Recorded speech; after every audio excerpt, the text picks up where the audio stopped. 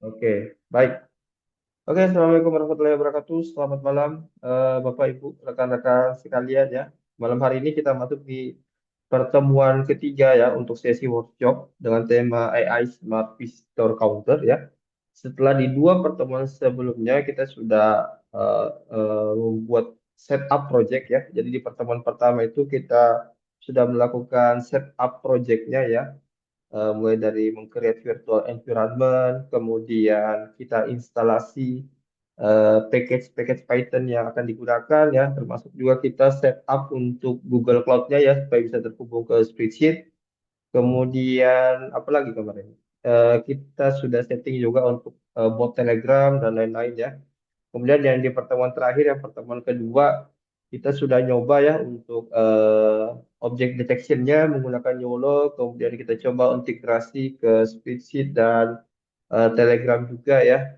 Nah, kemudian kita coba juga untuk bagaimana menggabungkan background ya dengan frame OpenCV-nya ya. Itu sudah coba kita lakukan juga. Nah, pada malam hari ini kita akan bahas lagi untuk integrasi ke SP32 ya melalui MQTT. Kemudian juga nanti kita akan bahas juga yang terakhir itu adalah bagaimana menconvert ya program Python kita ke dalam bentuk .exe ya, supaya nanti file programnya itu bisa kita jalankan di perangkat-perangkat yang walaupun di perangkat tersebut belum terinstall Python ya. Jadi program kita menjadi file yang sudah siap untuk dieksekusi walaupun misalnya file tersebut berada di perangkat yang belum ada instalasi Python-nya. Nah, seperti itu ya. Nanti kita akan coba mengkonvertnya bareng-bareng seperti itu ya. Oke, jadi kita kemarin sudah uji coba ya untuk membaca gambar, deteksi objek, kemudian ngirim ke spreadsheet juga ya, menampilkan hasil countingnya juga di frame gambarnya ya. Kita coba untuk demo sekali lagi ya dari project yang sudah kita create dari pertemuan sebelumnya. Oke, nah ini sudah masuk di folder projectnya ya. Jadi silakan teman-teman buka Visual Studio Code-nya, buka di folder projectnya ya, yaitu di AI Visitor Counter ya. Kemudian di sini di bagian config.json ya, silakan kita setting untuk video ya. Jadi di sini saya akan mengakses video yang ada di folder aset ya. Di folder aset ada video yang ini ya, sorry yang ini video people.mp4 ya. Nanti kita akan akses video ini. Oke, di file config.json ya, seperti ini. Kemudian nanti silakan teman-teman juga pastikan untuk Telegram tokennya sudah sesuai dengan yang teman-teman punya. Begitupun juga chat ID Telegramnya dan juga ini untuk file dari spreadsheet yang teman-teman buat seperti itu ya. Oke, nah ini untuk MQTT nanti diabaikan saja dulu ya. Oke, kita uji coba dulu untuk merunning projectnya ya. Kemudian sebelumnya tentu kita perlu mengaktifkan virtual environment-nya ya. Masih ingat ya caranya? Jadi silakan diketik saja di terminalnya, di terminal Visual Studio Code-nya ya. Nama virtual environment-nya, kemudian scripts, lalu garis miring activate ya. Kemudian kita enter, maka nanti tampilannya akan seperti ini ya. Oke, nah kalau seperti ini itu sudah menandakan bahwa virtual environment-nya sudah aktif ya, seperti itu. Nah, tinggal kemudian kita mengeksekusi program Python-nya ya. Kita bisa mengeksekusinya lewat terminal dengan perintah Python ya. Kemudian nama file-nya apa? Main.py misalnya ya. Nah, seperti ini. Oke, kita enter, lalu kita tunggu sampai window-nya atau frame-nya tampil ya. Nah, seperti itu. Oke, bentar ini kayaknya sudah tampil. Nah, ini ya. Ini sudah tampil. Bentar. Nah, seperti ini ya. Nah, oke. Nah, ini countingnya jalan ya. Kalau kita mau reset, tekan R. Ya, balik lagi ke nol ya. Kemudian kalau kita mau simpan datanya di spreadsheet ya, itu bisa tekan S ya. Nah, Tekan S nanti itu datanya akan masuk di spreadsheet-nya seperti itu ya. Oke. Kemudian kalau kita mau atur lainnya, itu tinggal tekan tombol L ya di keyboard. Nah, ini untuk ngatur dia apakah mau posisi horizontal vertikal.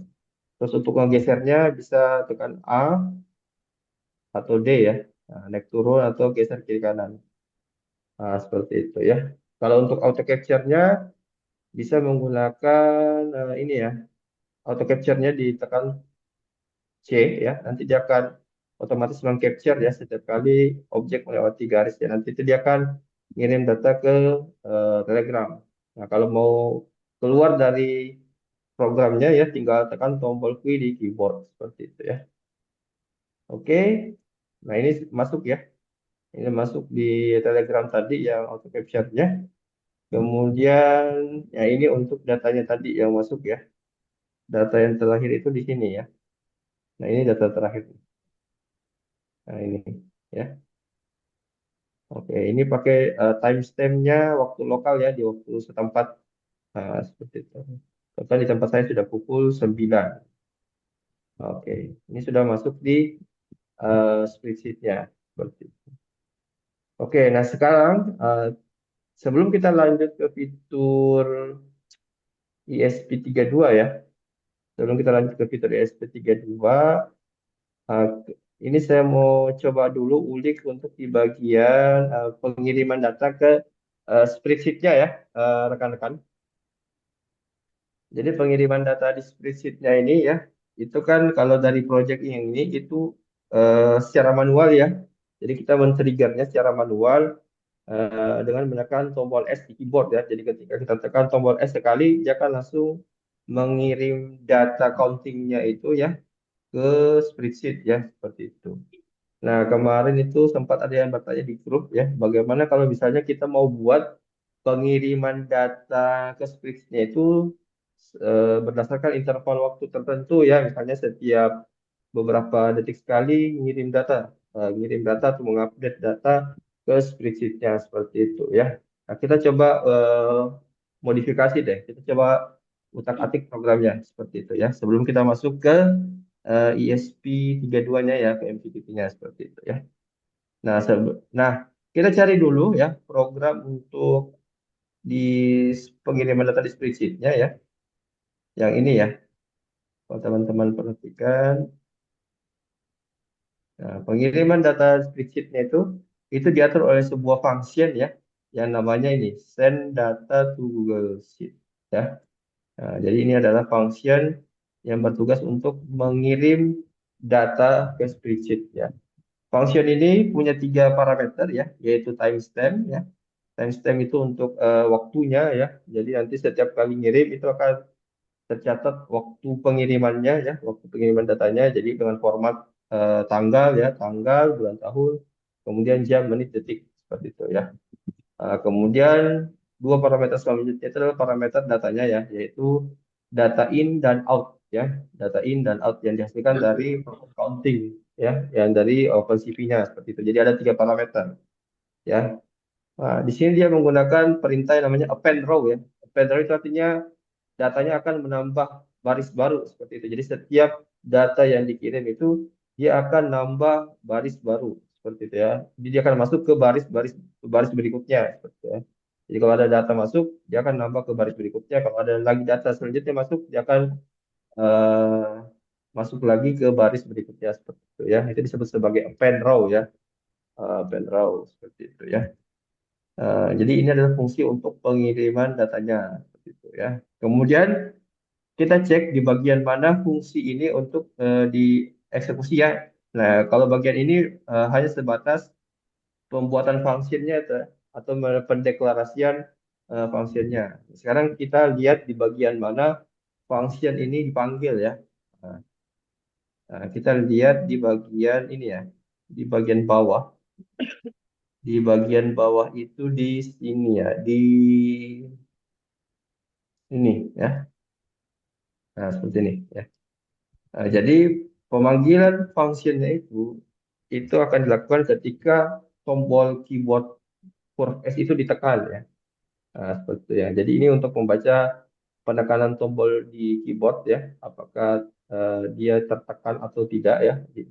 Kalau misalnya tombol S di keyboard itu ditekan, maka dia langsung akan mengeksekusi functionnya ya, yang ini. Send data to Google Sheet ya, seperti itu. Tapi ini kalau rekan-rekan lihat ya, sebenarnya ini kalau misalnya saya nonaktifkan, nah itu seperti ini ya. Harusnya itu seperti ini. Send data to Google Sheet ya. Kemudian langsung dimasukkan parameternya ya. Jadi F time ya. Kemudian apalagi object in, object out ya. Uh, nah seharusnya kan seperti ini ya.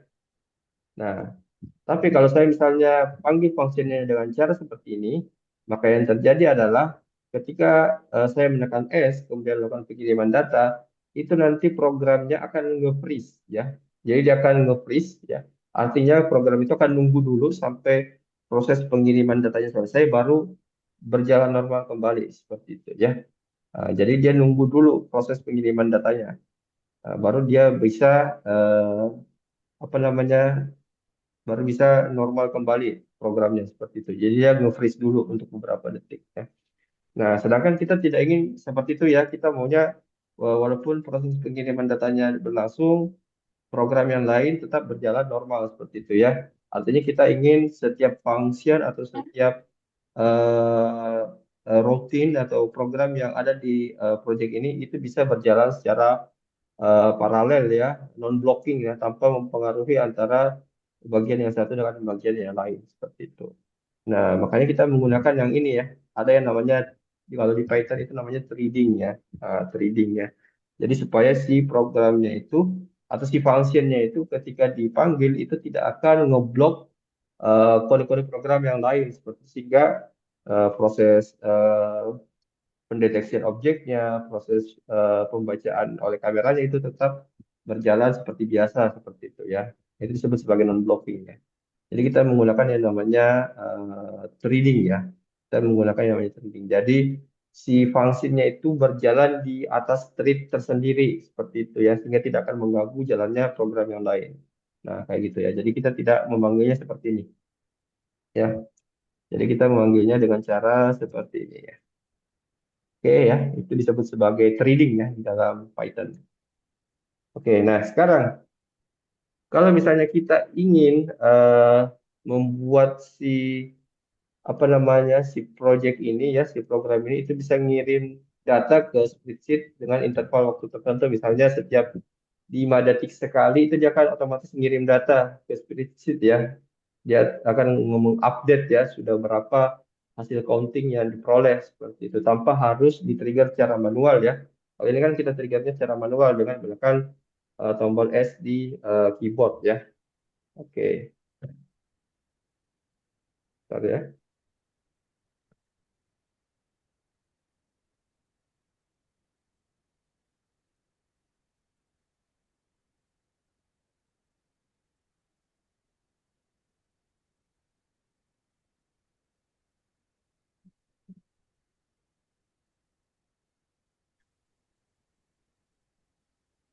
Oke, nah sekarang kita caranya yang pertama kita bikin dulu sebuah variabel global ya.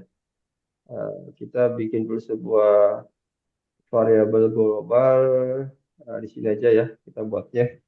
Kita bikin sebuah variabel global. Bentar ya. Oke, kita bikin sebuah variabel global. Yang pertama kita bikin variabel namanya send interval ya. Send interval di sini kita akan di variabel ini kita akan menyimpan interval waktu pengiriman datanya ya. Rekan-rekan bebas mau kasih berapa lama intervalnya ya. Kalau di sini saya kasih 5 ya. Artinya interval datanya itu 5 detik ya. Jadi proses pengiriman data ke spreadsheet itu terjadi setiap 5 detik sekali seperti itu ya untuk interval datanya seperti itu. Kemudian kita bikin variabel untuk menyimpan waktu pengiriman terakhir ya.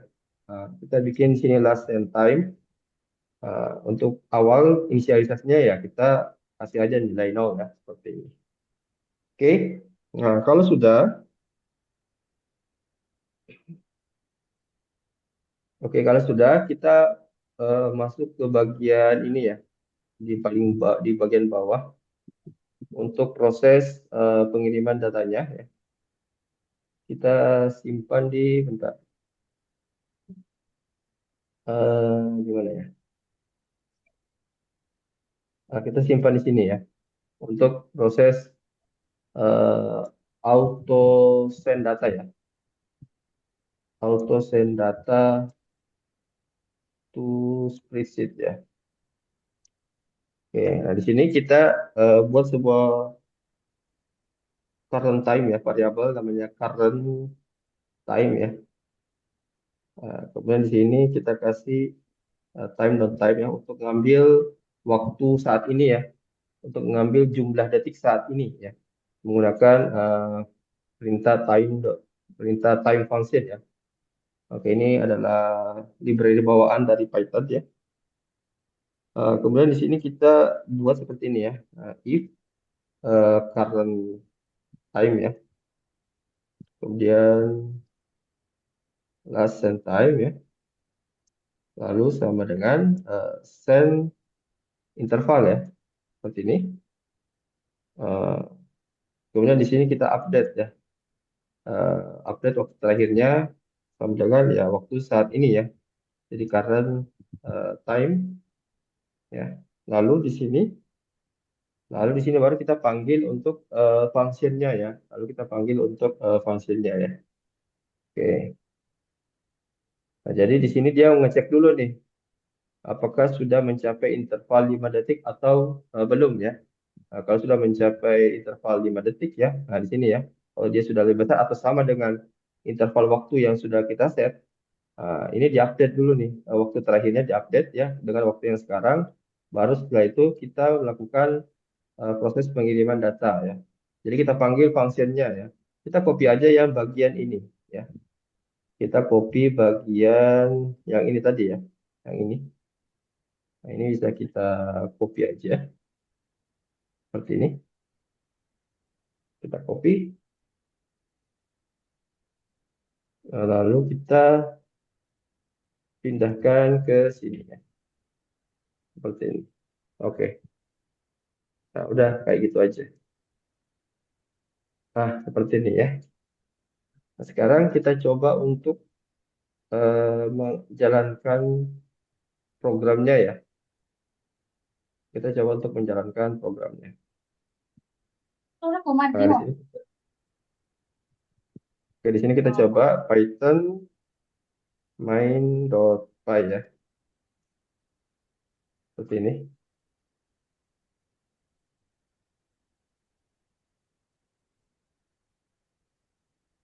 Oke, ini sudah ya. Kita lihat ya di spreadsheet ya, apakah datanya masuk atau tidak ya. Nah, ini rekan-rekan bisa lihat ya. Datanya akan masuk ya setiap 5 detik ya. Nah, ini masuk lagi. Nah, ini intervalnya 5 detik ya. Oke. Nah, jadi ini berhasil ya. Jadi cukup seperti itu aja ya. Kalau kita mau eh, ngirim data ke spreadsheet-nya itu secara otomatis dengan interval waktu tertentu.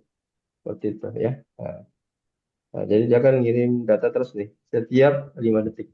Seperti itu. Ini saya tekan tombol Q ya untuk stop programnya. Nah, kurang lebih seperti itu ya. Nah, jadi kalau mau dimodifikasi programnya supaya mengirim data ke spreadsheet setiap 5 detik, nah kayak gini ya. Jadi nanti silakan bisa diatur interval waktunya ya, kebutuhannya mau seperti apa, apakah setiap 5 detik sekali atau berapapun ya silakan nanti diatur di bagian variabel ini ya, di variabel set interval seperti itu. Oke, sudah cukup clear ya, atau barangkali mungkin ada yang mau bertanya, dipersilahkan ya. Ini untuk modifikasi bagian proses pengiriman datanya ya. Oke, seperti itu.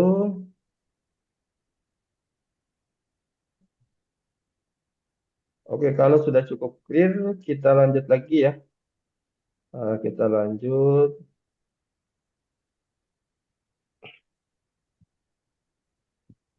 Oke, bentar.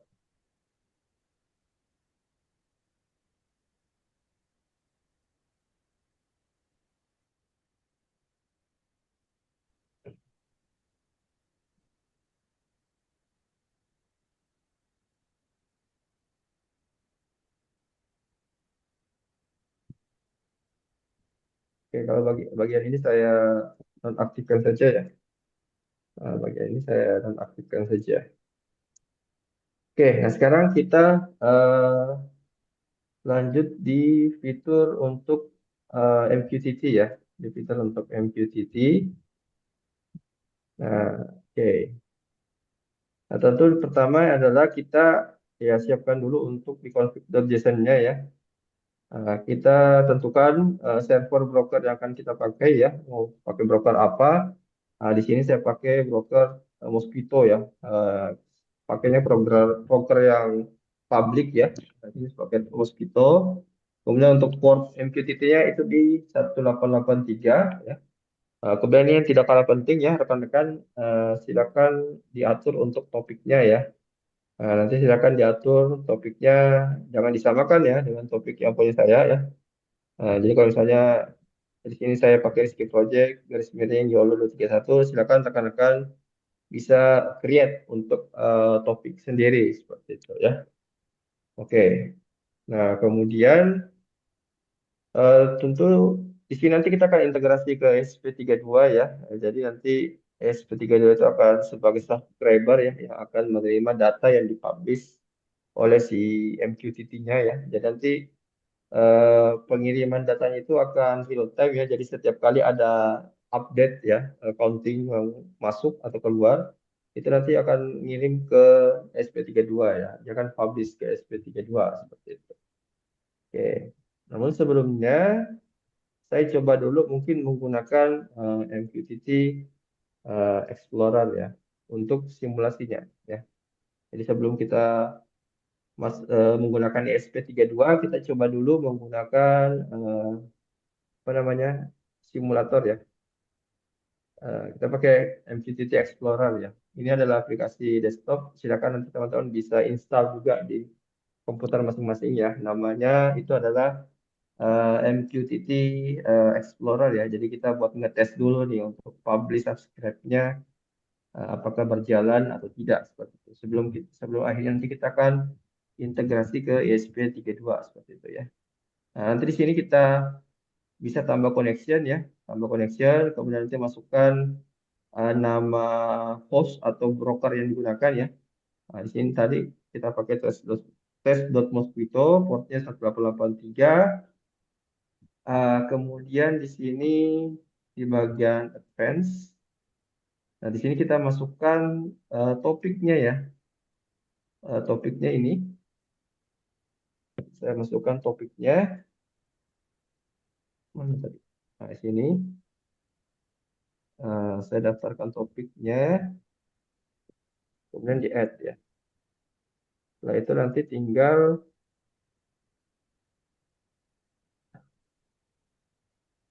kita konekkan ya, kita buat koneksi. Nah, seperti ini ya. Oke.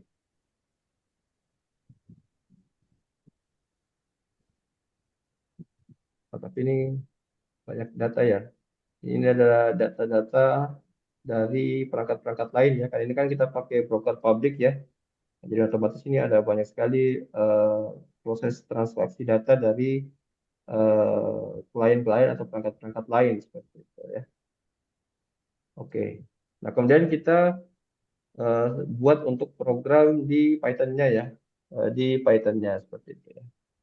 Nah, ini kita copy aja dari sini ya.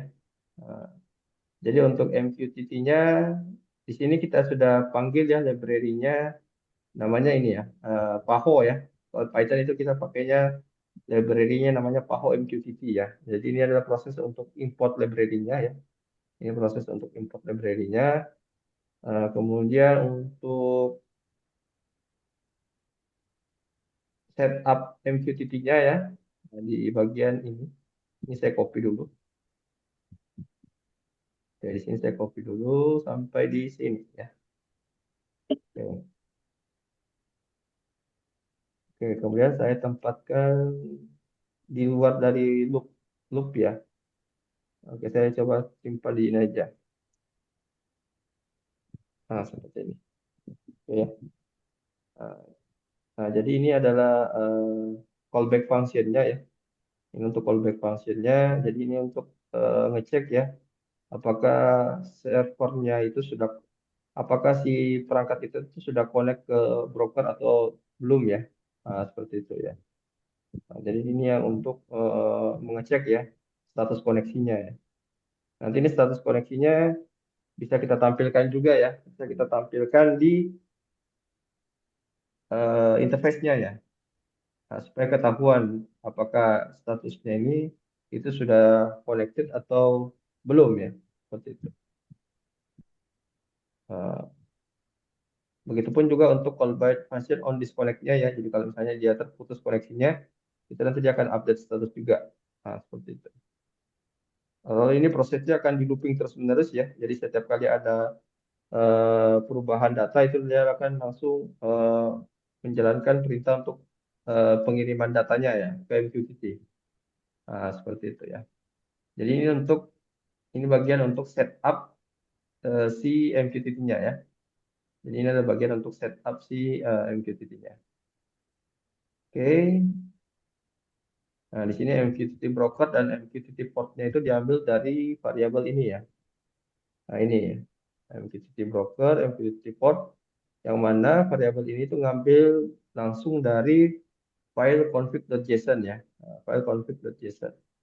Nah, ini adalah key-nya ya, key dari file config.json-nya. Jadi pastikan ini sama dengan yang ada di file config.json ya. Jadi misalnya ini penulisannya MQTT underscore broker ya, huruf kecil semua. Nah, ini harus sama nih dengan yang ada di sini. Nah, seperti itu. Ini MQTT underscore broker. Nah, jadi dia ngambil key dari si file config.json-nya. Nah, seperti itu ya. Oke. Nah, kemudian untuk proses pengiriman datanya itu ya.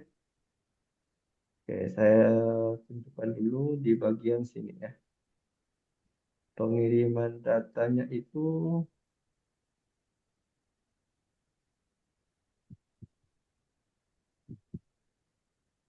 oh bentar, ini kita setup dulu untuk tampilan parameternya ya. Oke, tampilan parameternya ini saya copy dulu. Ini saya copy. Oke. Kemudian saya pindahkan ke bagian sini ya.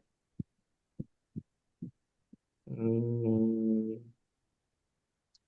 di bagian ini aja. Oke ya. Oke. Nah, jadi ini untuk menampilkan parameter MQTT-nya ya, mulai dari status koneksinya ya. Nah, status koneksinya, jadi kalau dia connected ya nanti dia akan menampilkan tulisan connected, kemudian nanti tulisannya jadi warna hijau, kalau tidak ya nanti dia akan warna merah ya, terus muncul tulisan disconnected. Jadi nanti yang ditampilkan parameternya antara lain itu ada status MQTT-nya ya, apakah connected atau disconnected, kemudian nama brokernya yang dipakai, kemudian portnya di port berapa, kemudian juga topiknya ya. Nah ini semua yang ngambil dari config.json ya. Nah di sini untuk mengatur tata letaknya ya di frame ya. Jadi untuk mengatur tata letaknya di frame, posisinya secara sumbu Y maupun sumbu X ya. Nah, ini secara sumbu Y, ini secara sumbu X seperti itu. Nah, oke. Kita coba untuk jalankan dulu programnya ya. Kita akan lihat apakah sudah tertampil parameternya. Oke, kita jalankan programnya. Nah, ini sudah tampil. Nah, ini ya. Ini yang saya maksud tadi. Ya, jadi ini tulisan connected, kemudian ini nama brokernya. Ini ngambil dari dari file config.json-nya ya. Nah, seperti itu. Tadi awalnya ini nggak ada ya, kosong ini. Ya, jadi awalnya nggak ada. Nah, ini sudah kita tambahkan. Kemudian ya, jadi dia ngambil data dari uh, file config.json-nya ya. Nah, ini statusnya connected ya, artinya ini sudah berhasil si program ini ya, si proyek ini sudah berhasil terhubung ke server ya, ke broker MQTT-nya. Seperti itu. Oke, sekarang kita masuk ke pengiriman datanya ya, proses untuk publish datanya ya. Ini tadi kita baru cuma setup saja untuk callback function-nya sama untuk menampilkan parameter MQTT-nya ya di frame. Sekarang proses pengiriman datanya ya. Nah, pengiriman datanya nanti itu akan dilakukan di sini ya. Ini ya. Nah, ini. Nah, dia akan dilakukan di sini. Ini saya aktifkan dulu. Nah, seperti ini ya. Jadi dia pakai perintah MQTT client.publish ya. Nah, ada dua parameter, yaitu pertama topik tentunya ya. Kemudian yang kedua itu adalah datanya ya, datanya. Nah, di sini data yang dikirimkan itu karena ada dua parameter ya, ada dua parameter data yang dikirimkan yaitu data in dan out ya. Nah, maka akan ada dua parameter. Saya bungkus data tersebut, kedua parameter tersebut ke dalam format JSON ya. Nah, supaya nanti kedua parameter ini dikirim dalam satu kali paket pengiriman ya. Jadi dia dibungkus dalam format JSON ya. Nah, jadi kalau JSON itu kan ada key dan ada value-nya ya. Nah, key-nya di sini saya kasih nama object in dan object out ya. Kemudian ini value-nya ya. Ini ngambil dari variabel ini ya. Nah, seperti itu. Nah, kemudian untuk logiknya untuk logiknya seperti apa? Nah, jadi untuk logiknya, proses mekanisme pengiriman data ke MQTT itu akan terjadi ketika ada update ya. Update yang dimaksud di sini adalah proses counting ya. Nah, jadi di sini kalau rekan-rekan lihat ya, jadi awalnya kan update-nya itu nilainya false ya. Jadi waktu diinisialisasi di awal, update-nya itu nilainya false ya, seperti ini. Nah, ketika ada proses counting ya, baik itu di counting out ataupun counting in, itu nanti dia akan update-nya akan berubah jadi true ya. Update-nya akan berubah jadi true. Jadi dia akan ngecek dulu apakah ada update ya atau tidak, atau apakah ada data baru yang masuk ya, atau apakah ada counting baru yang masuk baik itu in atau out. Kalau ada, baru nanti dia akan melakukan publish data lewat MQTT ya. Jadi pengiriman datanya itu hanya dilakukan ketika ada data baru yang masuk seperti itu ya. Jadi dia nggak akan ngirim terus-menerus seperti itu ya. Jadi kalau ada data baru yang masuk ya, baik itu in atau out ya, baru dia akan mengirim data ke broker MQTT-nya seperti itu. Nah, jadi kalau lebih seperti ini ya, ini kita aktifkan baris untuk pengiriman datanya. Kemudian kita coba untuk jalankan lagi ya.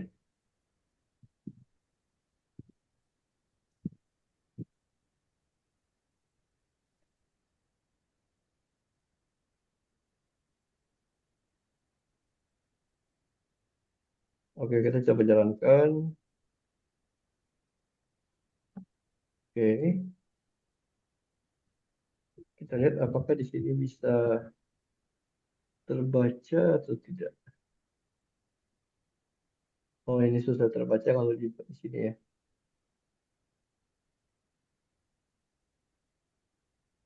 Oke. Oke, mungkin kita langsung tes aja di apa namanya ke SP32-nya langsung ya. Karena kalau kita ngetes di sini karena kita pakai broker publik ya jadi agak susah untuk ngelihatnya. Karena ada banyak sekali data ya. Ada banyak sekali data di sini. Eh, ya, kita coba langsung aja di SP32-nya ya, teman-teman. Oke, ini saya quit dulu ya. Tapi kalau kita cek di terminal ini ya, ini sudah publish ya. Nah, ini. Tapi kita akan cek dulu di SP32-nya ya. Oke, ini saya quit dulu. Oke. Nah, kemudian sekarang kita beralih ke ESP32-nya ya. Ke ESP32-nya, oh, bentar, ini bukan. Oke, saya buka dulu untuk program ESP32-nya. Untuk program ESP32-nya sudah ada di Google Drive juga ya, teman-teman. Eh, Silakan dicek ya. Oke, ini untuk program ESP32-nya ya. Eh, yang pertama pastikan teman-teman sudah menginstalasi library-library yang dibutuhkan ya. Kayak PubSub Client, kemudian Arduino JSON, ya, Liquid Crystal I2C ya. Nah, itu sudah ada panduan juga di PDF ya. Silakan dicek ya. Termasuk versi yang digunakan. Kalau yang Arduino JSON ini, itu kalau nggak salah saya pakai yang versi 6 ya. Kita pakai yang versi 6. Ya betul. Ini saya pakai 6.19.4 ya. Oke. Nah, seperti itu ya. Dan nanti di sini kan disesuaikan dengan kayak SSID dan password ya. Itu untuk connect ke internet silakan disesuaikan dengan perangkat masing-masing ya. Untuk nama WiFi atau access point yang digunakan lengkap dengan passwordnya. Kemudian MQTT server ini untuk brokernya ya. Ini tadi saya pakainya ini test.mosquito.org, portnya 186.3. Nah, kemudian ini topiknya. Jangan lupa topiknya harus sama ya. Harus sama dengan yang di sisi pengirimnya ya. Jadi harus sama ya dengan si pengirimnya ya. Jadi pastikan sama ya. Nah, kemudian ini untuk program LCD-nya ya. Tapi di sini saya tampilkan juga datanya di serial monitor ya. Jadi silakan teman-teman coba kalau mau pakai langsung ke LCD bisa ya, atau kalau belum ada LCD bisa ditampilkan di serial monitor dulu ya, seperti itu. Di sini kita pakai library Arduino JSON karena data yang dikirim dari si Python-nya itu formatnya dalam bentuk JSON ya. Jadi kita perlu memparsing dulu datanya ya. Nah, kita butuh memparsing dulu datanya eh, dengan cara mengambil key-nya ya. Jadi tadi ada key-nya itu object in dan object out ya. Nah, pastikan ini harus sama ya dengan key yang ada di sisi Python-nya ya, seperti itu ya. Nah, jadi kita parsing datanya berdasarkan key-nya ya, key dari form data JSON-nya ya. Jadi ada dua tadi ya, object in dan object out. Kita simpan dalam variabel ya dengan tipe data integer. Uh, Kemudian ini untuk menampilkan data di serial monitor seperti itu. Oke, kalau ini untuk menampilkan data di LCD-nya ya, di display LCD-nya. Nah, seperti itu. Nah, tinggal kita coba ya, kita coba upload programnya ya di SP32. Oke, saya konekkan dulu SP32-nya, boardnya SP32 Dev Module ya. SP32 Dev Module, portnya silakan dicek dulu ya. Teman-teman pakainya port berapa? Nanti teman-teman cek aja di Chief Device Manager. Device Manager kalau saya pakai di COM3 ya. COM3. Oke. COM3 kemudian ya kalau sudah tinggal kita upload ya. Tinggal kita upload programnya lalu kita nanti cek di serial monitor ya.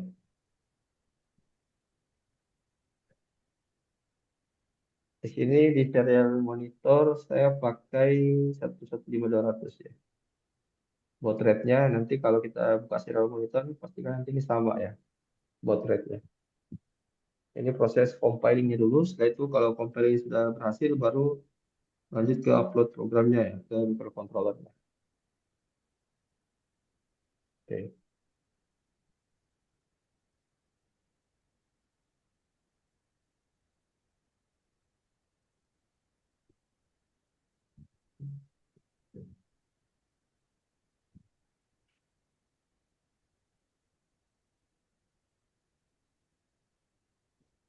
Oke, setelah ini nanti selesai untuk ESP32-nya, nanti kita lanjut di bagian terakhir itu adalah bagaimana mengkonvert ya. mengkonvert program Python-nya ke dalam bentuk .exe ya, seperti itu.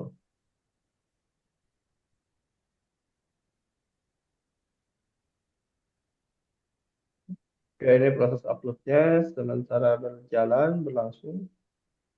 Kita tunggu sampai uploadingnya selesai. Oke, ini uploadingnya. Oke, ini sudah done ya, sudah selesai. Kita coba buka serial monitor.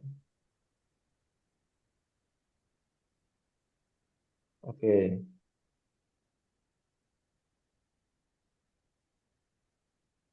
oh ini karena tidak nyambung ke LCD-nya ya. Oke, bentar saya coba sambungkan dulu. Saya coba sambungkan dulu ke LCD-nya ya. Oke, untuk proses wiring di LCD-nya ya, ini saya ada sudah ada ya di PDF. Silakan dicek. Jadi karena kita pakai LCD I2C ya, jadi hanya butuh 4 kabel saja ya.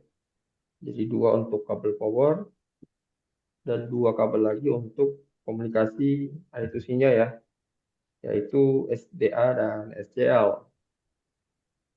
Yang mana kalau di SP32 untuk pin SDA itu ada di pin nomor 21 ya. Kalau SCL-nya itu ada di pin nomor 22 seperti itu ya. Oke, jadi silakan rekan-rekan bisa dicoba untuk dilakukan wiring dulu ya untuk I2C-nya ya. Kalau teman-teman mau pakai LCD jenis lain juga bisa ya. Kemarin di grup ada yang pakai OLED, nah, juga bisa seperti itu. OLED juga itu dia komunikasinya pakai I2C juga ya. Oke, jadi silakan bisa dimodifikasi ya. Oke, saya coba wiring dulu untuk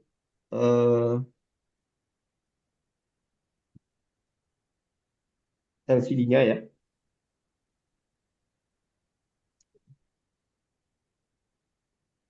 Oke,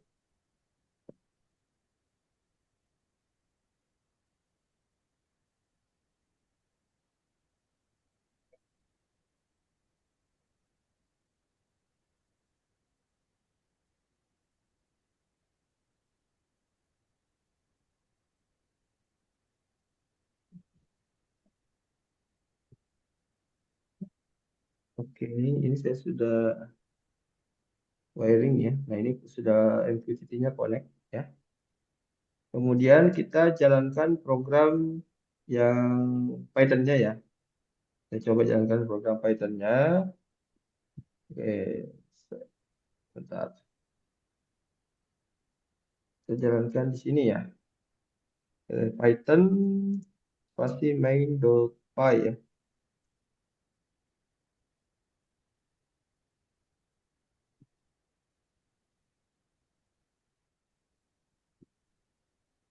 Oke, ini sudah jalan untuk Python-nya ya. Nah, ini sudah. Oke, nah sekarang kita cek di eh,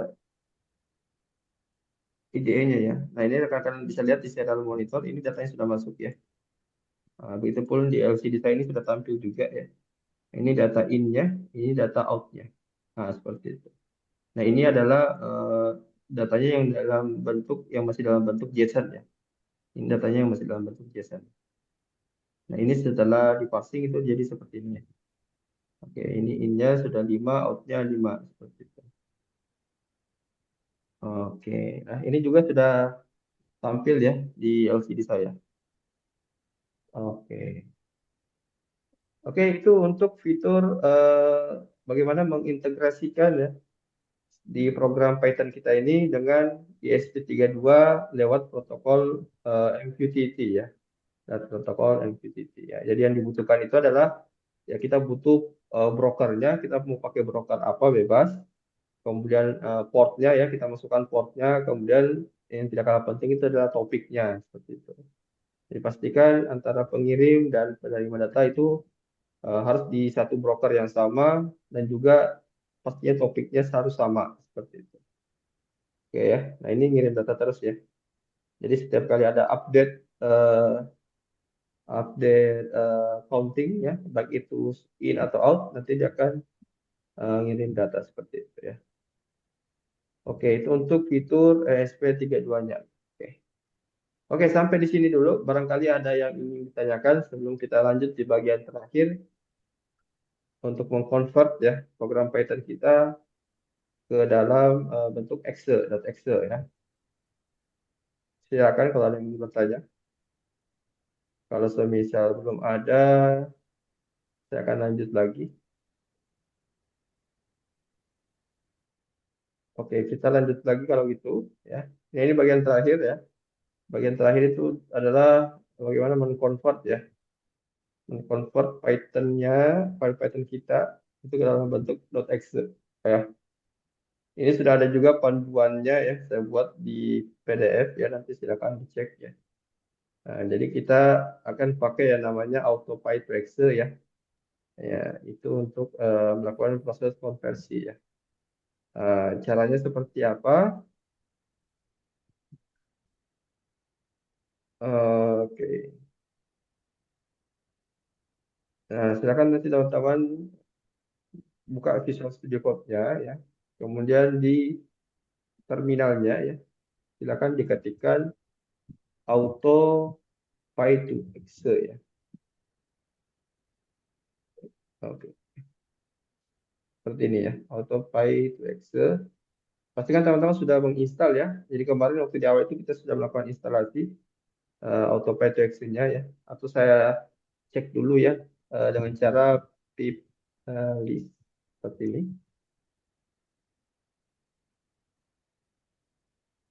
Artinya sudah ada ya.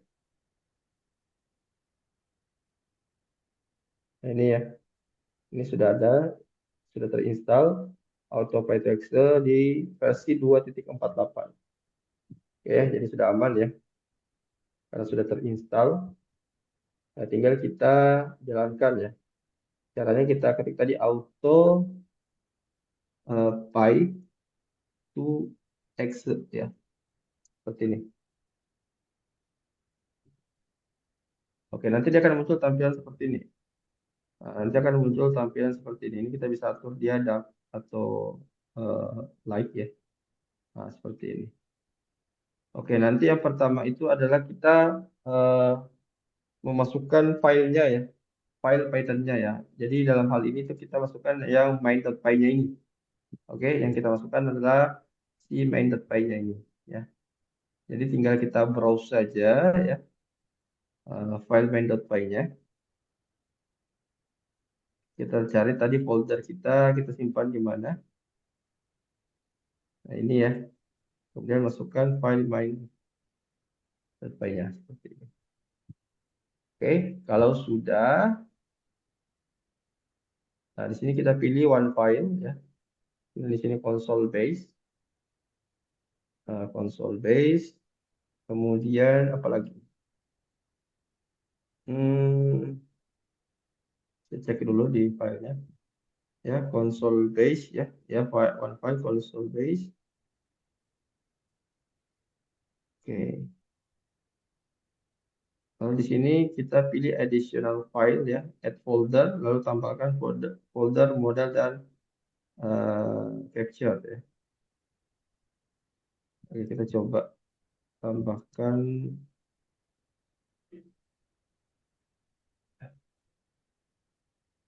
add folder, kita tambahkan folder model, lalu kita add lagi, tambahkan folder capture ya. Oke. Kemudian di sini ini nggak usah disetting. Nah, di sini kita pilih eh, kita mau simpan nanti dia outputnya di mana ya. Saya simpan aja di desktop. Oke. Nah, di sini juga kita bisa tambahkan icon ya. Jadi misalnya supaya nanti si apa namanya file X-nya itu nanti ada ikonnya seperti itu ya. Nah, jadi kita bisa masukkan file tapi filenya itu harus eh, ekstensinya itu .ico seperti ini ya. Nah, nanti teman-teman bisa siapkan logo. atau file JPEG atau PNG yang teman-teman ingin masukkan jadikan sebagai icon, ya. Nanti tinggal teman-teman convert ke bentuk seperti ini ya, .ico ya, ICO ya. Nah, nanti teman-teman bisa convert di sini ya. Nah, ada namanya JPG to ICO converter ya. Nanti tinggal dimasukkan saja file JPEG-nya di sini ya. Tinggal masukkan file JPEG-nya di sini. Atau bisa juga convert dari PNG ya. PNG ke ICO. Coba ini aja bisa ya. Oke, misalnya saya cari file logo. Bentar. Oke,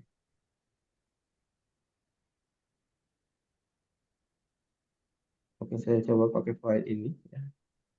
Saya convert dulu ke dalam format bentuk ICO ya. Saya convert.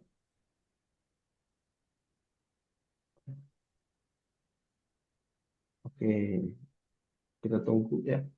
Tapi ini opsional ya. Kalaupun tanpa icon pun juga masih bisa ya. Nah, ini saya demokan saja sekalian yang kalau misalnya teman-teman mau menambahkan iconnya. Jadi silakan teman-teman siapkan file JPEG atau PNG-nya. Setelah itu teman-teman convert ke dalam bentuk dalam format ICO. Ya. Nah, ini sudah selesai. Tinggal kita download ya.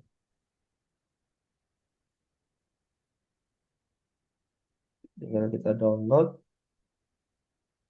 Ini sudah masuk ke sini. Nah, ini ya. Nah, ini sudah ada. Tinggal kita balik lagi tadi ke sini. Di bagian icon kita pilih filenya. Ini ya. Nah, seperti ini. Nah, kalau sudah semua, tinggal kita convert ya. Kita tinggal convert. Nah, kita tunggu sampai proses konversinya selesai ya. Oke, kita tunggu sampai proses konversinya selesai.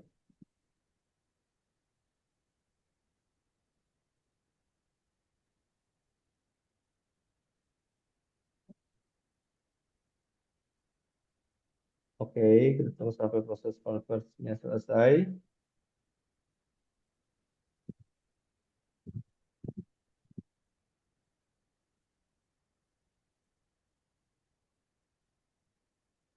Oke, kalau ada yang mau bertanya boleh ya sambil kita menunggu untuk proses konversinya ini selesai.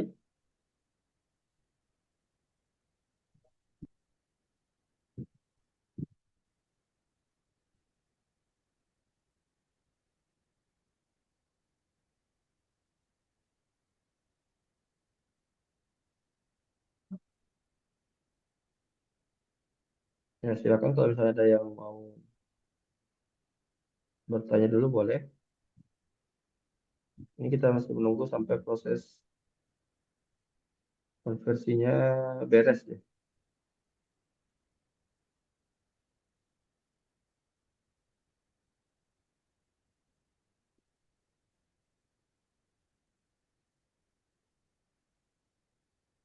Jadi ini sudah saya buatkan juga panduannya ya. Silakan teman-teman diikuti saja step by stepnya.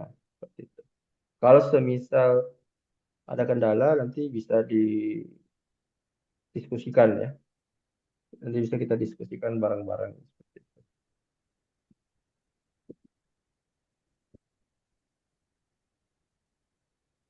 Oke, nah di sini ada catatan ya.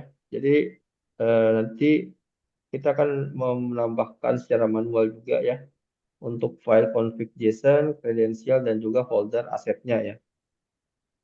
Jadi nanti setelah proses konversinya selesai, nanti itu kan ada foldernya ya. Jadi nanti ada foldernya, di dalam itu ada file Excel-nya.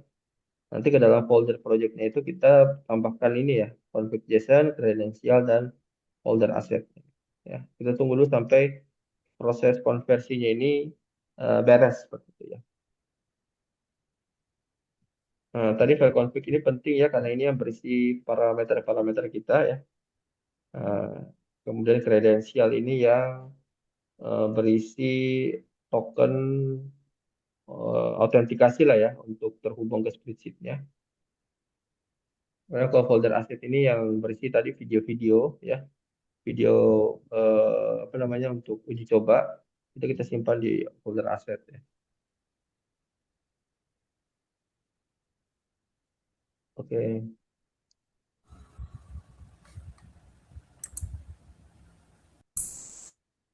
silakan kalau misalnya ada yang mau bertanya boleh, kalau ada yang mau diskusi. Oke, ini kita sudah masuk di bagian terakhir ya. Nah, kita masuk di bagian terakhir di sesi workshop kita pada malam hari ini.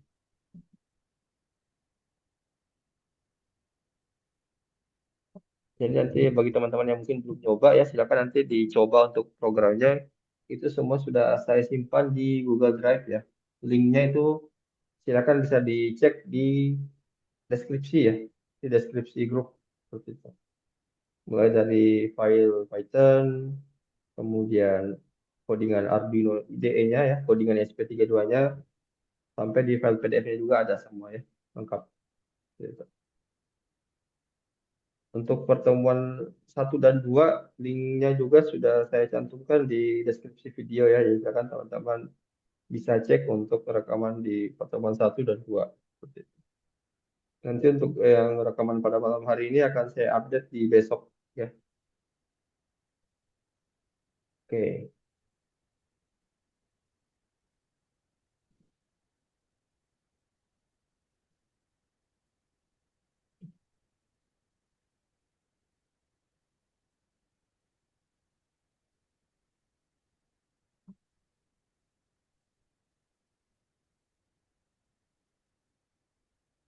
Oke, ini memang butuh waktu ya untuk proses convertnya. Apalagi kalau semisal programnya cukup besar ya, size-nya ya. Nah ini itu nanti akan butuh waktu juga untuk proses konversinya. Oke.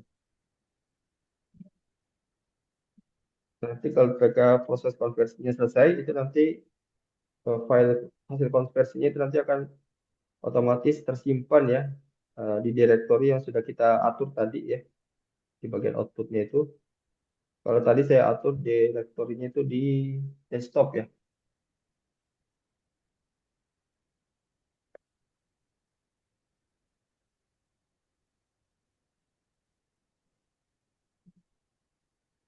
Nah ini sudah selesai ya. Nah ini sudah selesai convertnya. Ya kan teman-teman masuk klik aja ini open output folder. Nanti dia akan langsung mengarah ke direktorinya, direktorinya ya. Di sini saya simpannya di desktop. Nah ini ada foldernya namanya main ya. Nah ini folder dari project kita ya. Karena tadi kan nama file Python kita adalah main.py ya. Nah, jadi kayaknya nama folder projectnya pun namanya main ya. Nah seperti itu. Nah, kemudian teman-teman cari file Excel-nya. Ya ini file Excel-nya ya. Nah ini file Excel-nya. Oke, kemudian ini folder modelnya sudah ada. Oh, ini file config sudah ada ya. Kredensialnya juga sudah ada. Tinggal kita masukkan folder asetnya ya.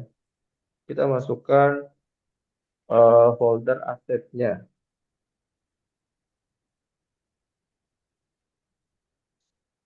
Oke, tadi gimana tadi? Folder asetnya itu yang ini ya. Oke, kita buka dulu untuk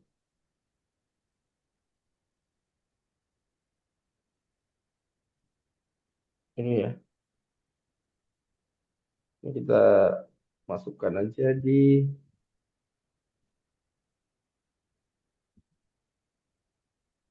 sini ya.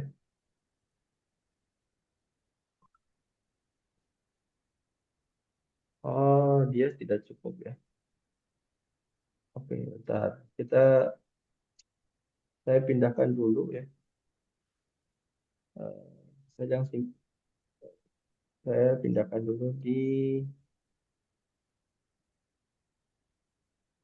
saya pindahkan aja di D ya. Oke.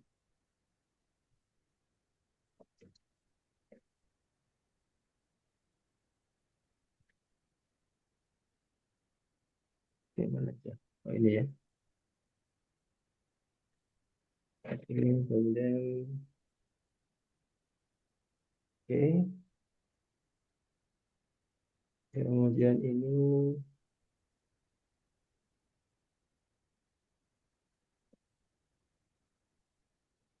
oke, sini saya paste ya.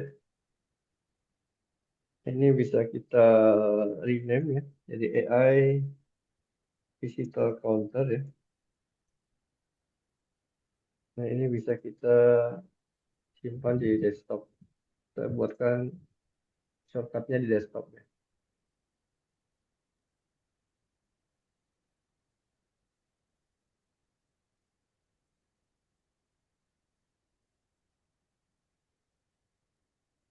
Nah, ini sudah muncul ya, AI Visitor Counter. Oh, ternyata ini ikonnya gagal ya, gagal terikut ya.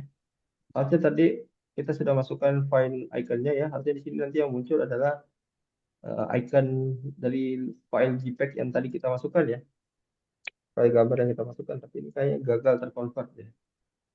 Makanya dia tampilannya seperti ini.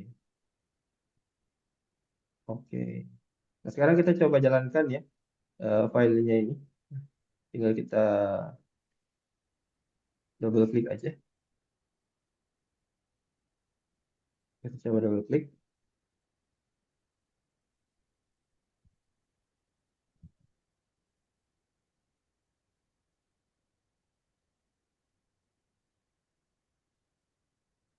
Oh, ternyata ada error ya.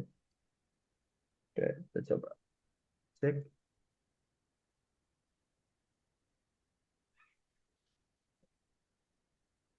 Oke, oke. Ini ada error ternyata ya. Di sini ada keterangan device left on device ya. Artinya tadi kita mengarahkan kita output yang tadi kan kita arahkan ke desktop ya. Ternyata di direktur desktop itu secara memori itu tidak cukup ya. Sehingga ada beberapa file atau folder yang gagal terconvert ya, termasuk juga si iconnya tadi. Oke, mungkin kita ulangi sekali lagi ya. Kita coba ulangi sekali lagi untuk proses convertnya. Oke, kita coba ulang sekali lagi. Ini saya hapus saja. Oke, oke kita ulangi sekali lagi. Eh, ini sudah benar. Kemudian ini file iconnya, foldernya. Nah, ini kita ganti browse. Kita ganti outputnya ya. Output direktorinya itu kita simpan aja di D ya. Nah, kita simpan di D, kemudian masuk di dalam sini aja. Kita simpan. Oke, oke. Kemudian kita coba ulangi sekali lagi ya. Kalau kita convert sekali lagi.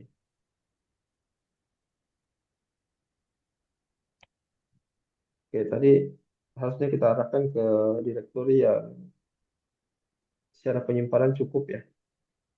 Kita digagal karena ada beberapa file atau folder yang gagal terconvert ya. Oke, kita ulangi sekali lagi.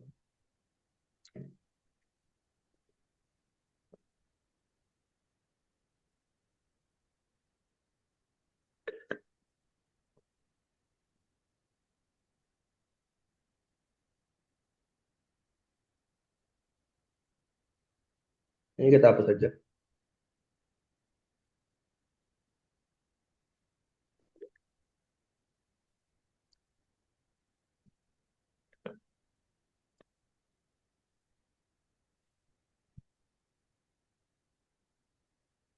Hmm.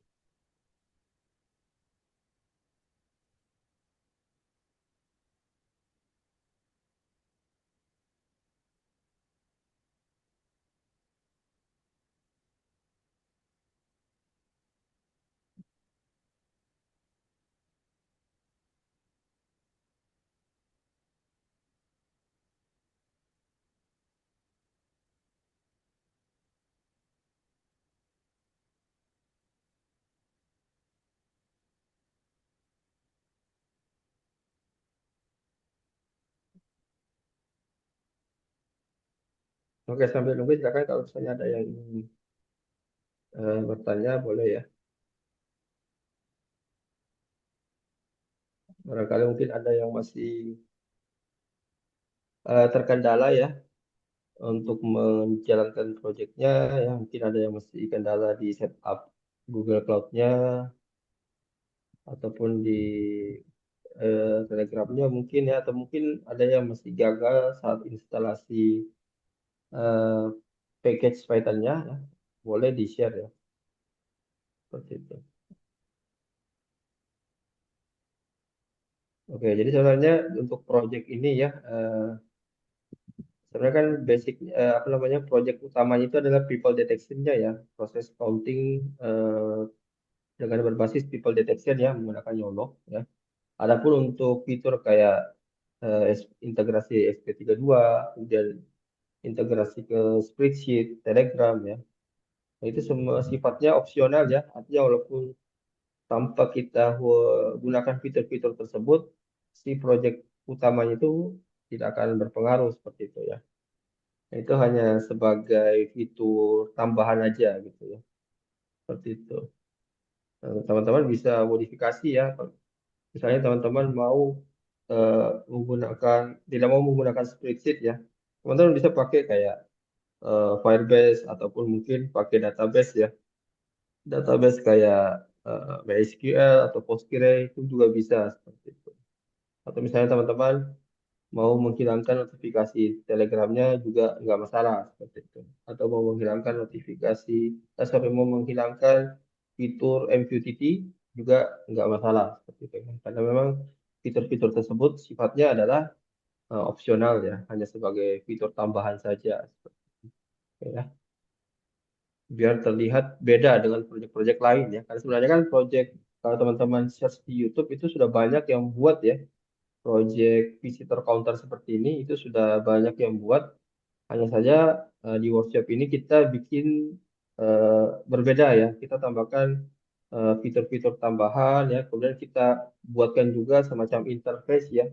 Eh, kita buatkan semacam interface supaya secara tampilan pun juga berbeda seperti itu supaya nanti tidak terlalu mainstream lah ya, tidak mirip dengan proyek-proyek yang serupa yang sudah banyak berseliweran di YouTube misalnya seperti itu ya. Oke, jadi teman-teman bisa kembangkan lagi ya untuk proyek ini. Misalnya untuk interface-nya ya, saya sudah share untuk Canva-nya ya, ini background-nya seperti ini. Teman-teman bisa desain juga background sendiri seperti itu ya.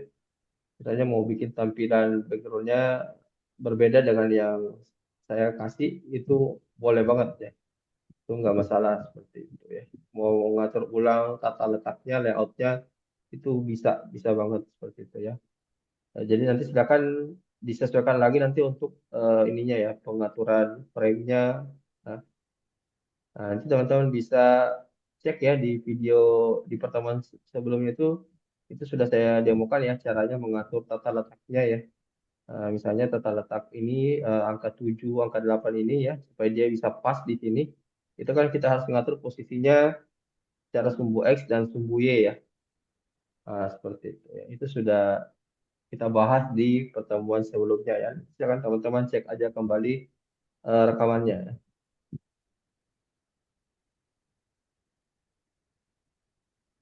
Backgroundnya pakai HTML plus CSS bisa bisa ya. Bisa aja. Tapi kalau seperti itu kan jatuhnya jadi web ya. Jatuhnya jadi web. Nah, untuk web, aplikasi web di Python itu teman-teman bisa pakai framework, sorry, bisa pakai package yang namanya Flask ya. Atau mau sekalian pakai framework yang namanya Django juga bisa seperti itu ya. Itu adalah package untuk web server ya. Nah, seperti itu supaya nanti bisa menjalankan HTML dan CSS-nya. Kita itu juga bisa seperti itu ya. Hanya saja itu butuh package tambahan ya namanya Flask. eh, ya, untuk ngerender si HTML dan CSS-nya di browser. Oke.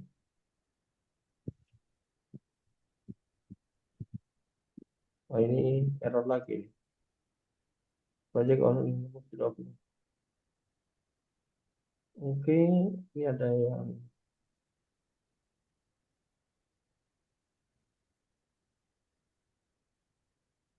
kita coba cek ya.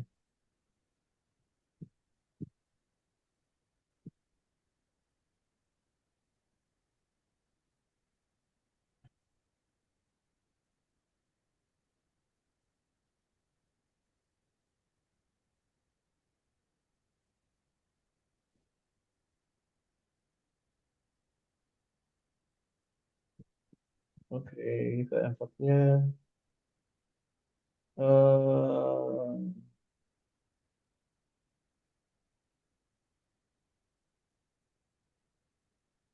apa yang terjadi?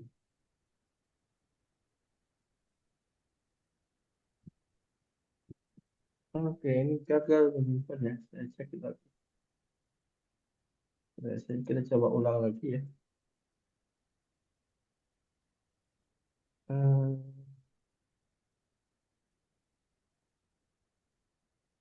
kita coba ulang lagi, coba kita jalankan kembali untuk AutoPay to Exchange-nya.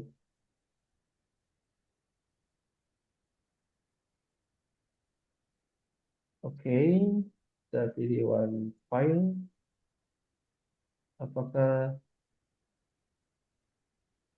kayaknya tadi saya salah pilih ya? Bentar kita cek lagi.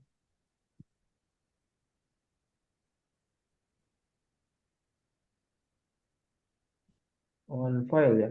Ini saya coba ulangi. One file. Kayaknya tadi saya pilih salah dalam memilih di sini. Kemudian kita browse. Kemudian ini ya, mendepai. Oke. Kemudian ikonnya. Eh, tadi ada di download. Oke. Kita add folder. Kita masukkan model dan capture. Oke, kita masukkan capture.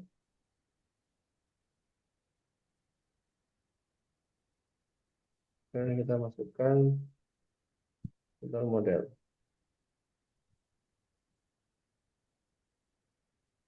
Oke,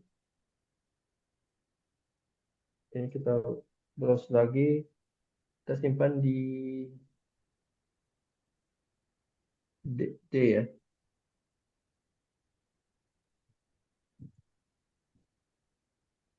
Kita simpan di sini.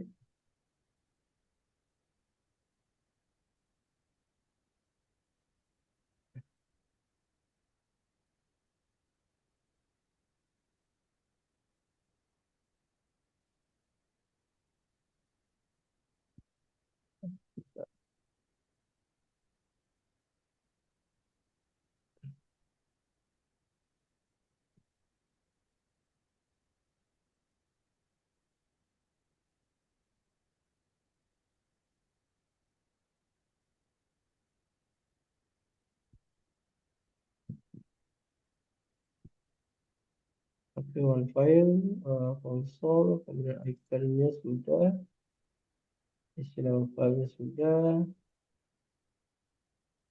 oke, settingnya, oke, kita simpan di sini aja ya, di Vista Counter dalam folder output. Oke, kita coba convert ya.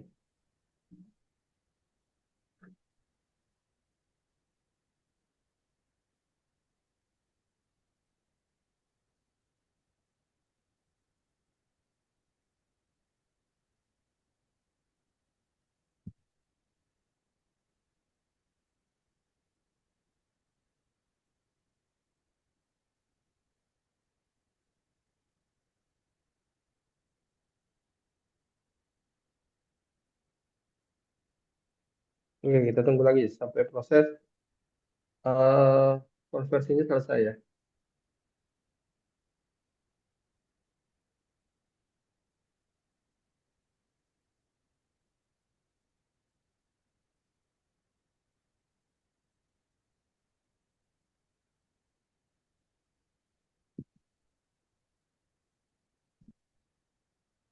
Oke.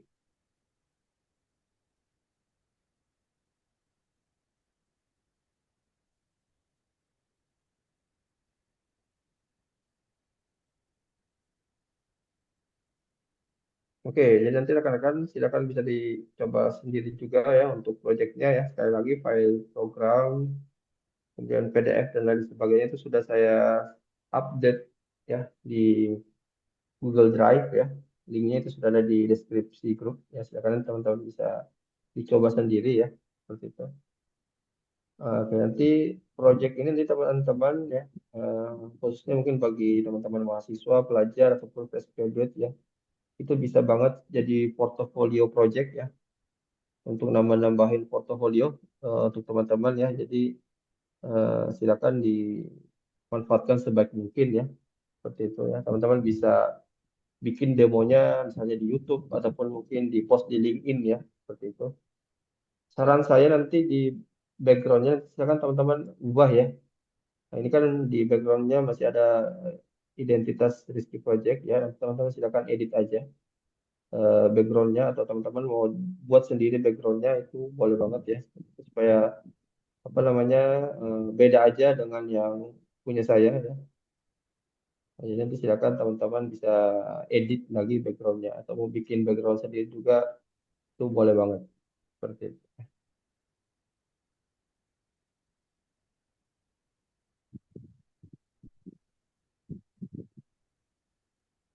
Nah ini juga kemarin ya ada beberapa yang terkendala ketika menjalankan apa namanya si virtual environment-nya ya ketika hendak diaktifkan itu ada error ya saat menggunakan PowerShell di Visual Studio Code ya. Itu kan sebenarnya eh, isunya itu adalah si PowerShell itu ngeblok ya, ngeblok perintah kita untuk menjalankan virtual environment seperti itu ya.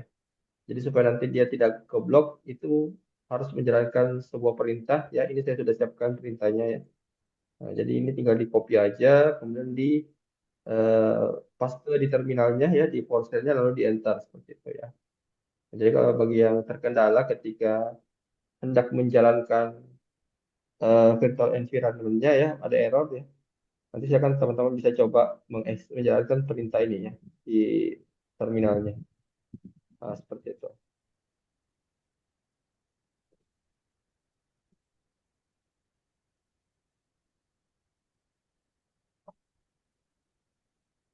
Oh, ini masih ada error.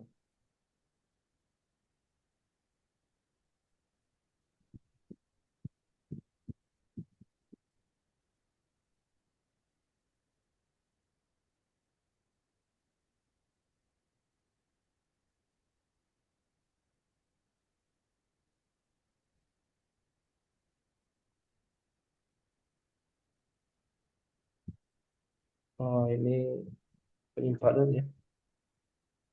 Oke, bentar. Saya coba untuk mengclear dulu. Penyimpanan saya sudah hampir penuh.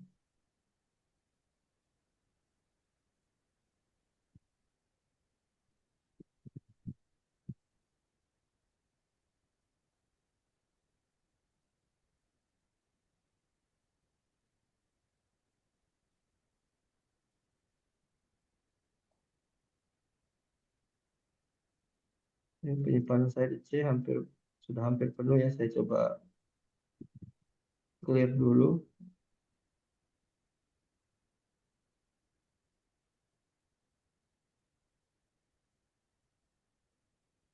Ya,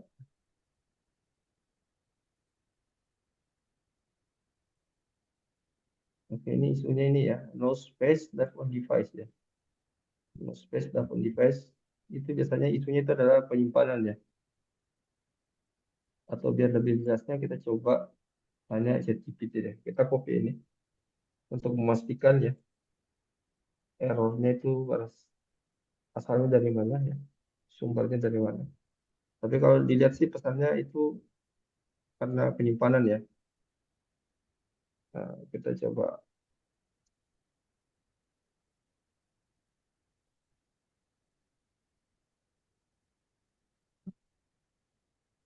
Oke.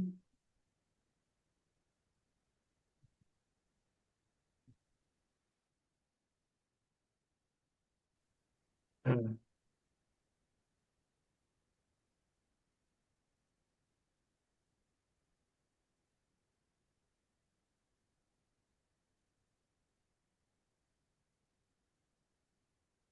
Ini ya, kehabisan ruang penyimpanan ya. Saat nge-build file dan nya.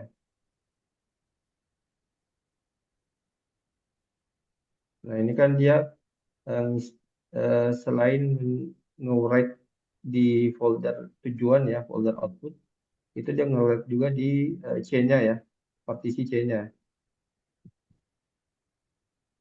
Nah, jadi ini salah satunya itu dia sudah tidak cukup kapasitas ya. Ya, nah ini ya, yang drive-nya hampir penuh seperti itu ya. Karena memang ini kita nge-convert kan ada YOLO, OpenCV ya, ini kan cukup besar ya. Jadi memang butuh space penyimpanan.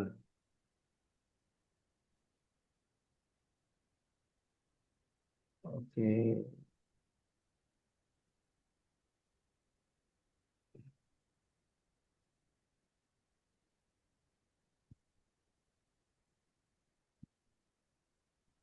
oke kita coba sekali lagi ya. Walaupun ini sebenarnya masih full ya. Oke,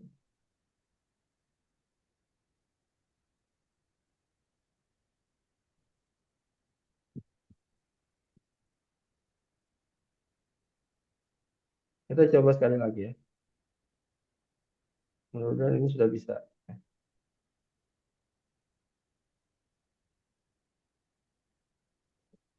Oke ya, kita coba jalankan sekali lagi. Oke,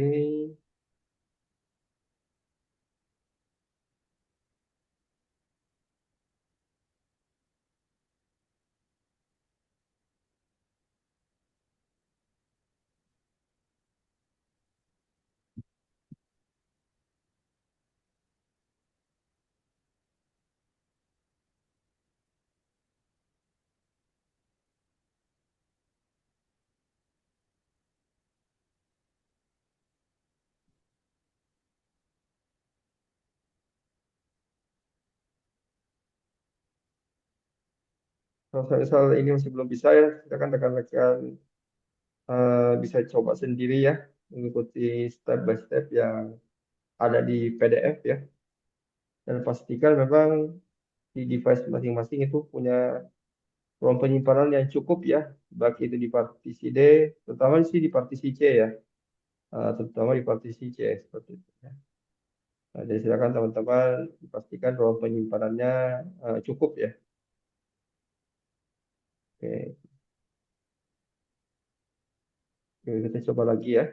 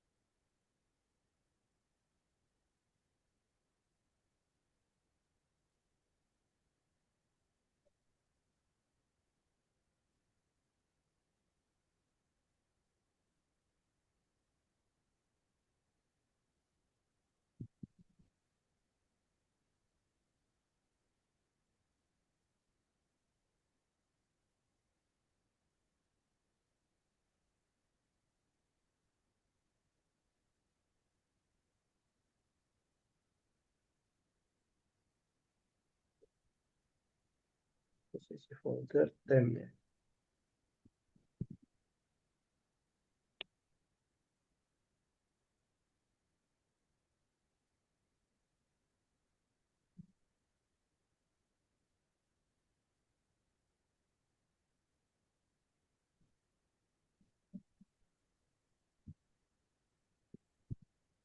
Oke, kita tunggu dulu sampai proses convertingnya selesai ya.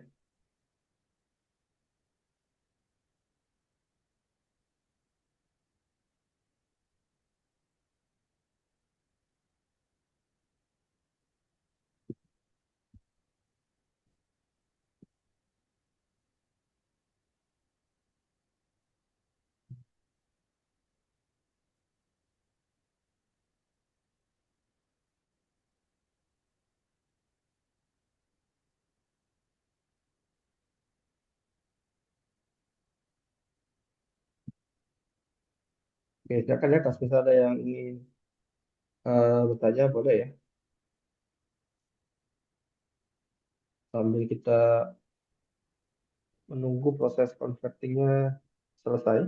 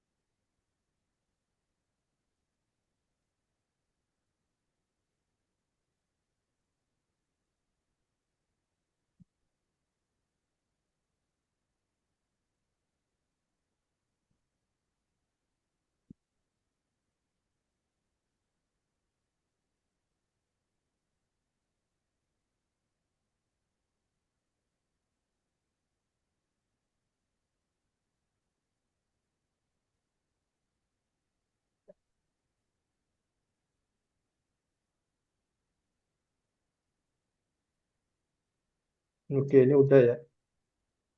Ini kelihatannya sudah tidak ada isu lagi ya. Kita coba cek. Nah, ini ya. Ini sudah muncul seperti ini. Nah, ini ikonnya ya. Oke, sekarang kita coba pindahkan foldernya. Ya, kita coba masukkan, kita copy ya 3 folder ini, termasuk file config dan kredensial. Kita copy, kita simpan di folder yang sama. Nah, di sini ya. Oke. Nah, kalau ini bisa kita rename ya. AI Visitor Counter ya. Ini kalian bisa lihat ya, logonya sudah berubah ya. Ini saya simpan di desktop. Kita bikin shortcut di desktop. Kita coba cek ya. Apakah sudah. Nah, ini muncul ya di desktop ya. Ini icon yang tadi kita masukkan ya. Ini namanya Visitor Counter. Kita coba jalankan. Kita lihat apakah bisa.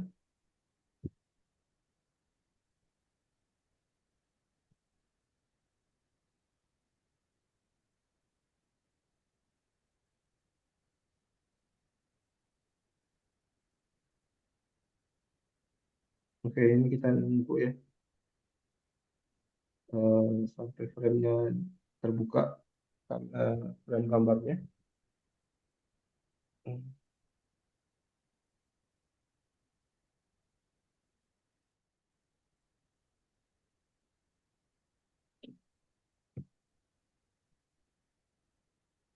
Nah, ini sudah tampil ya, rekan-rekan. Oke, nah ini si project ini ya, ini jalannya dari si file Excel tadi ya. Seperti itu. Oke, ini udah bisa ya. Kayak gitu. Oke deh. Oke, ya. Oke, seperti itu ya, rekan-rekan, proses convertnya ya. Jadi nanti kalau teman-teman mau ubah settingannya, misalnya mau diganti dari video menjadi kamera, ya silakan teman-teman tinggal ubah saja di sini ya, di config.json-nya seperti itu ya. Nah, tinggal teman-teman ubah aja di sini ya.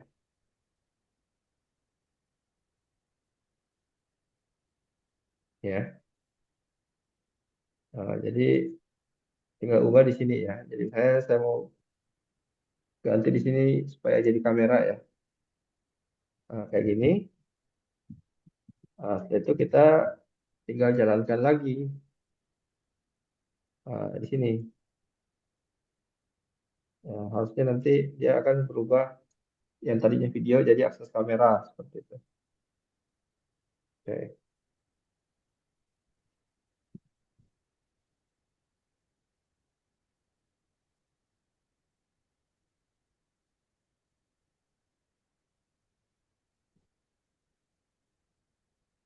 Oke, ini oh ya, saya sudah mati ya kameranya. Oke, kita coba ya. Kita coba kalau dia akses kamera. Kalau tadi kan akses video ya. Kita coba ya akses kamera.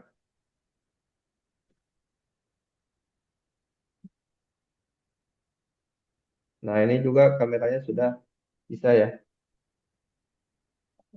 Oke. Oke, seperti itu aja rekan-rekan untuk eh, workshop kita pada malam hari ini.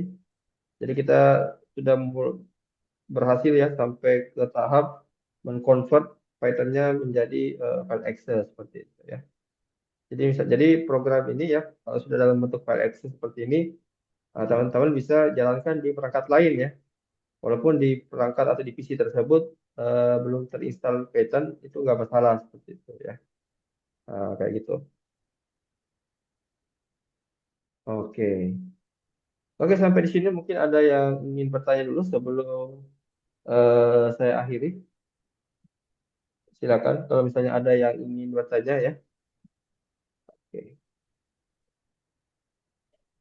Kalau sudah tidak ada yang mau didiskusikan, mungkin kita bisa cukupkan ya untuk workshop pada malam hari ini. Ya, jadi nanti silakan kalau teman-teman masih bingung atau ada kendala saat proses konversinya misalnya dari Python ke Excel, nanti silakan kita bisa diskusi ya, bisa diskusi di grup seperti itu ya.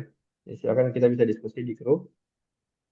Nanti untuk recordingnya nanti akan saya share paling lambat mungkin besok ya. Nanti saya upload dulu di YouTube, nanti linknya saya share besok di grup seperti itu. Oke, oke, saya quit dulu ini.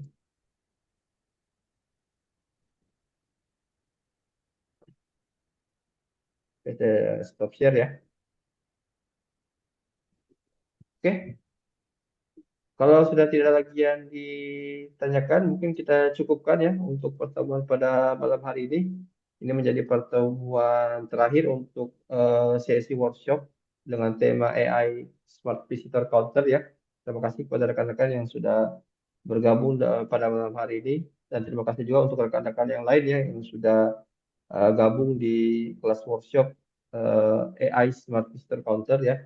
Sampai bertemu lagi di workshop berikutnya ya. Insya Allah nanti setelah ini akan ada lagi workshop berikutnya dengan topik yang berbeda tentunya ya. Nanti untuk update-nya akan saya share di grup ya. Seperti itu. Oke, saya cukupkan untuk kegiatan pada malam hari ini.